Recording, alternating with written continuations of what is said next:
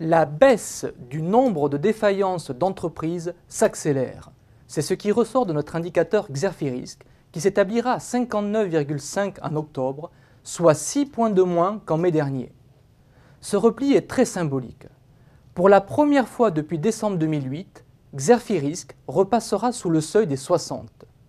D'élevé, le risque ne sera plus que marqué. Ces chiffres, meilleurs que prévus, confirment la sortie de crise de nombreux secteurs d'activité. C'est le cas de l'immobilier et de l'industrie, filières dans lesquelles les défauts d'entreprise diminuent depuis le printemps dernier sous l'effet d'un léger mieux conjoncturel. Mais la situation reste fragile et la remontée de l'euro ces dernières semaines est une menace sérieuse, tout particulièrement pour l'industrie des biens intermédiaires et d'équipements. L'amélioration de Xerfi-Risque depuis 6 mois est également liée aux stratégies défensives et attentistes des entreprises.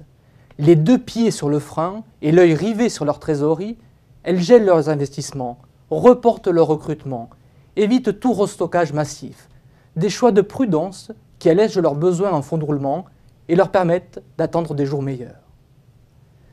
La diminution du nombre de défaillances est enfin la conséquence darwinienne de la crise.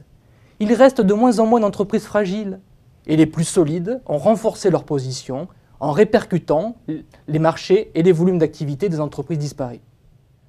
Dans certains secteurs, la situation en devient parfois paradoxale. Alors que la demande reste atone, la situation des entreprises s'améliore.